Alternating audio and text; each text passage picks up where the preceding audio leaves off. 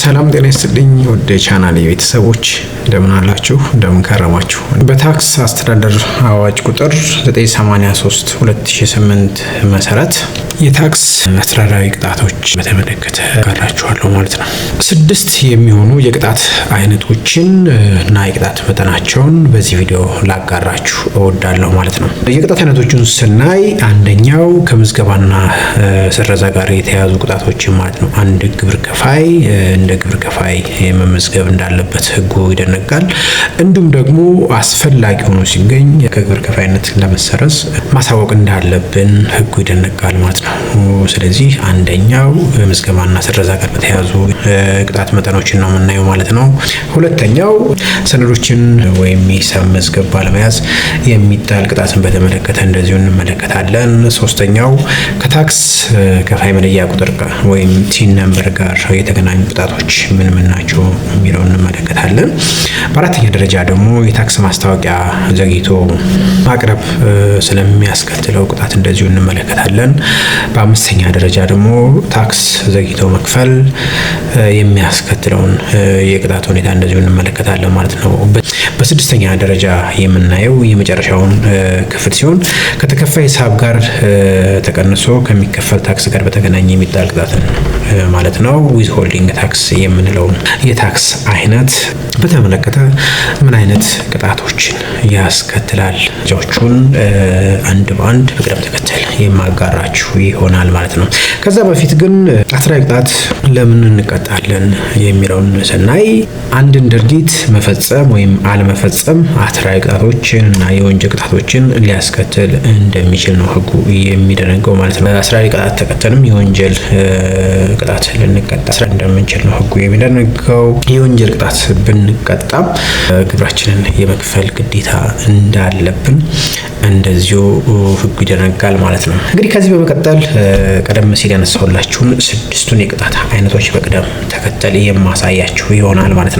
ቻናሉን ሰብስክራይብ፣ ቪዲዮን ላይክ እያደረጋችሁ አብራችሁን ቆዩ።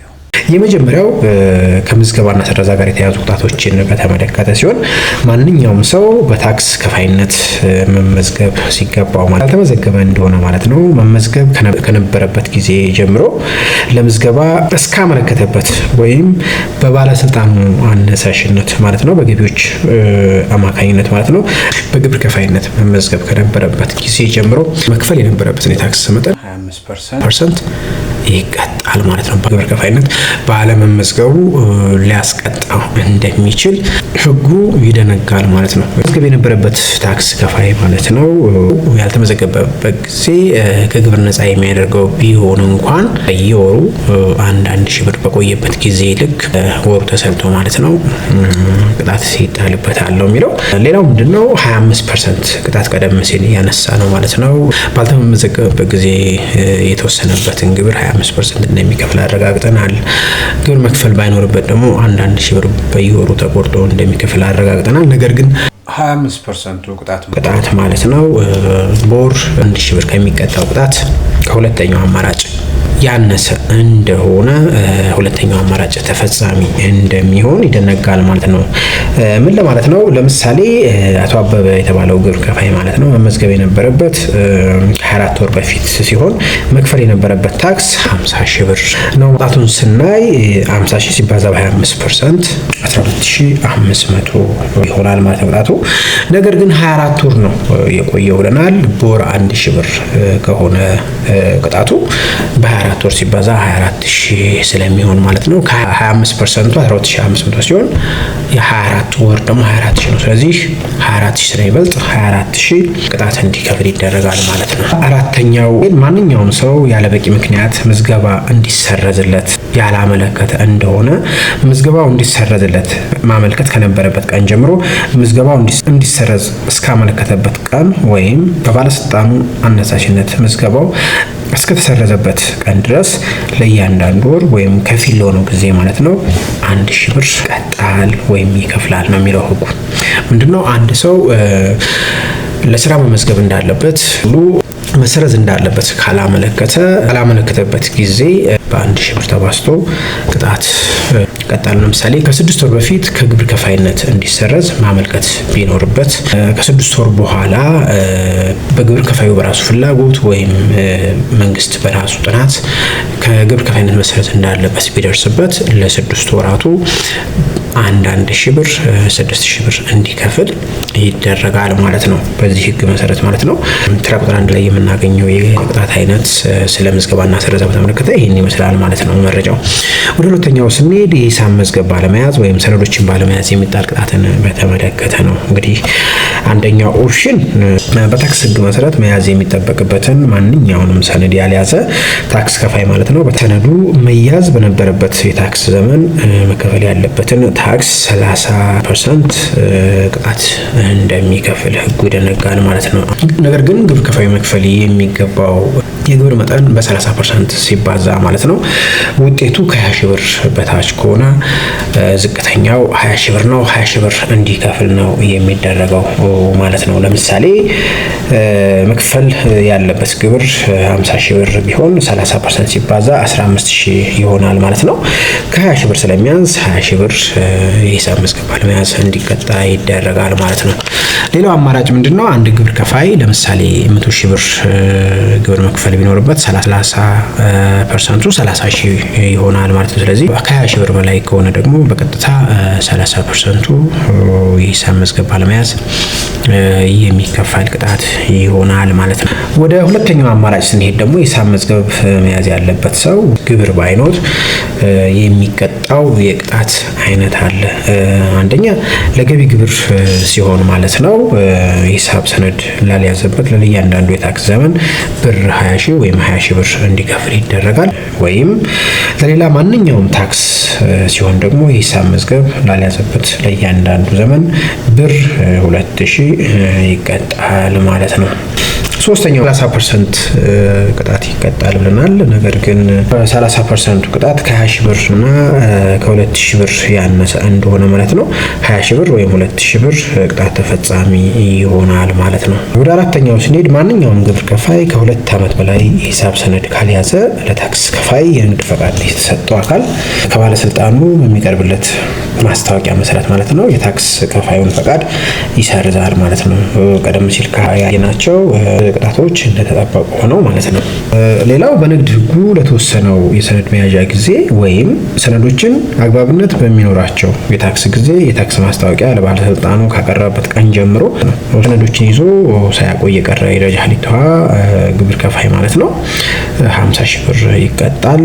እንዲሁም ደግሞ ለተወሰነው ጊዜ ድረስ ሰነዶችን ይዞ ሳያቆይ የቀረ የደረጃ ለግብር ከፋይ ደግሞ ሲሆን እስከ 20 ሺህ ብር ይከፍላል ማለት ነው። እንግዲህ አንድ ግብር ከፋይ ሂሳብ መዝገብ ከያዘ በኋላ ሂሳብ ሰነድ እጁ ላይ መቆየት ያለበት ጊዜ ያለ ኢቭን ከኦዲቲንግ በኋላ ማለት ነው። ስለዚህ እስከዛ ጊዜ ድረስ ሰነዶችን በአግባቡ ሳይዝና ሳያቆይ የቀረ እንደሆነ ቅጣት ይከፍላል ማለት ነው። ሶስተኛው ከታክስ ከፋይ መለያ ቁጥር ጋር በተገናኘ ነው። የታክስ ከፋይ መለያ ቁጥር ወይም ቲን ነምበር ለታክስ ደረሰኝ፣ በታክስ ዴቢትና ክሬዲት ማስታወሻ፣ በታክስ ማስታወቂያ ወይም በሌላ ማንኛውም ሰነድ ላይ ሳይገልጽ የቀረ ታክስ ከፋይ ማለት ነው የታክስ መለያ ቁጥሩን ባልተገለጸበት በእያንዳንዱ ሰነድ ብር 3,000 ብር ቅጣት ይከፍላል ማለት ነው። ስለዚህ እያንዳንዱ ሰነዳችን ላይ የግብር ከፋይ መለያ ቁጥር መጻፍ አለብን። ያንን ሳንጽፍ የምንቀር ከሆነ በእያንዳንዱ ባልተጻፈበት ሰነድ ላይ 3,000 ብር ቅጣት እንደሚያስከፍል ህጉ ይደነጋል። እንዲሁም የታክስ መለያ ቁጥርን ለሌላ ሰው እንዲጠቀም የሰጠ እንደሆነ ወይም የሌላ ሰው መለያ ቁጥር የተጠቀመ እንደሆነ አንድ ግብር ከፋይ ማለት ነው 10,000 ብር ቅጣት እንዲከፍል ይደረጋል ማለት ነው። ሌላው ምንድነው? ግብር ከፋዩ ቲን ነምበሩን ሰነዶች ላይ ባለመጻፉ ወይም ደግሞ ቲን ነምበሩን ለሌላ ግለሰብ ወይም ድርጅት እንዲጠቀምበት በመፍቀዱ ወይም ሌሎች ግለሰቦች ወይም ድርጅቶች ቲን ተጠቅሞ በዚህ መሰረት ያገኘው ጥቅም ከ10,000 ብር በላይ ካገኘ ማለት ነው አንድ ሰው ካገኘው ጥቅም እኩል ለመንግስት ቅጣት እንዲከፍል ይደረጋል ማለት ነው። ወደ አራተኛው የቅጣት አይነት ስንሄድ ደግሞ የታክስ ማስታወቂያ ዘግይቶ ማቅረብ ስለሚያስከትለው ቅጣት ነው የምንነጋገረው። እንግዲህ የደረጃ ልና የደረጃ ሀሊታዋ ግብር ከፋዮች የታክስ ማስታወቂያ ግዴታቸውን ያልተወጣ ግብር ከፋይ ለእያንዳንዱ የታክስ ጊዜ ወይም ከፊል ለሆነው ጊዜ ያልከፈለውን ታክስ 5% እንደሚቀጣ ይደነጋል ማለት ነው። ነገር ግን ከፍተኛው የቅጣት የቅጣት መጠን ከ20 ሺህ ብር አይበልጥም ማለት። ሌላ ምንድነው ያልተከፈለ ታክስ የሚባለው በታክስ ማስታወቂያ ላይ መታየት በነበረበትና ታክሱ መከፈል ባለበት ግን በተከፈለው ታክስ መካከል ያለው ልዩነት ነው ማለት ነው። በማንኛውም ሁኔታ የሚጣል ቅጣት ከ10 ሺህ ብር ወይም በታክስ ማስታወቂያ ላይ መመልከት ከነበረበት የታክስ መጠን 100% ወይም 100% መሆን አለበት ማለት ነው። ለምሳሌ ግብር ከፋዩ 8000 ብር ግብር ቢኖርበት 8000 ብር ቅጣት ይጣልበታል ማለት ነው፣ በዚህ ህግ መሰረት ማለት ነው። ሌላው ታክስ ከፋዩ በታክስ ጊዜው ሊከፍል የሚገባው ታክስ የሌለ እንደሆነ ማለት ነው የታክስ ማስታወቂያ ሳያቀርብ ለዘገየበት ለእያንዳንዱ የታክስ ጊዜ ቅጣት ይከፍላል ማለት ነው። አምስተኛው ታክስ ዘግይቶ መክፈል የሚያስከትለውን ቅጣት በተመለከተ ነው የምንነጋገረው። ማንኛውም ታክስ ከፋይ በታክስ መክፈያ ጊዜው ውስጥ ታክስ ሳይከፍል ከቀረ ማለት ነው ለዘገየበት ጊዜ ለ1 ወር ወይም ለወር ከፊል ለሆነው ጊዜ ማለት ነው ባልተከፈለው ታክስ ላይ 5% እንዲከፍል ይደረጋል። ከዚያ በኋላ ላዘገየበት ለእያንዳንዱ ወር ደግሞ 2% እየተጨመረበት ይሄዳል ማለት ነው። ስለዚህ 5%፣ 7፣ 9 እያለ ይቀጥላል ማለት ነው ቅጣቱ። ነገር ግን የሚጣለው የቅጣት መጠን ከዋናው የታክስ ዕዳ መብለጥ የለበትም ማለት ነው። መከፈል በማይገባው ታክስ ላይ በዘገየበት የጣለ ቅጣት ለታክስ ከፋዩ ይመለስለታል። አንድ ግብር ከፋይ መክፈል በማይገባው ግብር ላይ በዘገየበት ቅጣት የተጣለበት እንደሆነ እንዲመለስለት ህጉ ይደነጋል ማለት ነው። ወደ ስድስተኛው የቅጣት አይነት እንሂድ። ስድስተኛው የቅጣት አይነት ከተከፋይ ሂሳብ ላይ ተቀንሶ ከሚከፈል ታክስ ጋር በተገናኘ የሚጣል ቅጣትን በተመለከተ ነው። እንግዲህ አንድ ግብር ከፋይ ወይም እቃ የሚገዛ አካል ከ20 ሺህ ብር በላይ ዋጋ ያለው እቃ በሚገዛበት ጊዜ ማለት ነው 3% ለመንግስት ቆርጦ የማስቀረት እና ለመንግስት የመክፈል ግዴታ አለበት ማለት ነው። ይህንን በማያደርጉ ላይ ምን አይነት ቅጣት ያስከትላል የሚለውን በዝርዝር እንመልከተው።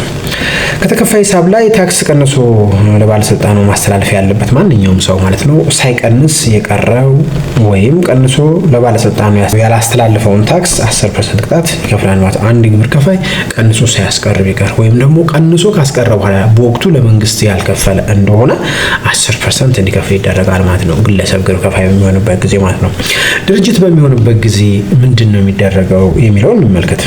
ለድርጅት ተፈጻሚ የሚሆንበት ጊዜ ህግ ማለት ነው ከ10% በተጨማሪ የድርጅቱ ስራ አስኪያጅ ዋና ሂሳብ ሹም ወይም ታክስ ተቀንሶ መያዝ እንዳለበትና የተያዘው ታክስ መከፈል እንዳለበት የማረጋገጥ ኃላፊነት ያለበት ማንኛውም ሌላ ድርጅት የድርጅት ሰራተኛ እያንዳንዳቸው 2000 ብር ቅጣት ይከፍላሉ ማለት ነው። ስለዚህ ከድርጅቱ በተጨማሪ ማለት ነው በስሩ ያሉ የሚመለከታቸው ቆርጦ የማስቀረትና የማሳወቅ ኃላፊነት ያለባቸው ሰዎች ደግሞ 2000 ብር እንዲቀጡ ይደረጋል ማለት ነው። ህጉ በዚህ መልኩ ነው የተቀመጠው ማለት ነው። ሌላው በዓለም አቀፍ ድርጅቶች በኢትዮጵያ ባለ የውጭ ሀገር ኤምባሲ፣ ዲፕሎማቲክ ኮሚሽን ወይም ሌላ ኮንሱላር ተቋም ተቀጥሮ የሚሰራ ሰው ማለት ነው በዚህ አዋጅ መሰረት ቀንሶ ካላስቀረ ማለት ነው አቅራቢውና ገዢው ሁለቱም ማለት ነው እያንዳንዳቸው 20 ሺህ ብር እንደሚቀጡ ወይም ቅጣት እንደሚከፍሉ ህጉ ይደነጋል ማለት ነው። በዓለም አቀፍ ድርጅቶች ውስጥ የሚሰሩ ሰራተኞች እና የሚመለከታቸው ሰራተኞች ማለት ነው ቆርጦ የማስቀረት ግዴታ ያለባቸው ወይም ኃላፊነት ያለባቸው ሰራተኞች ማለት ነው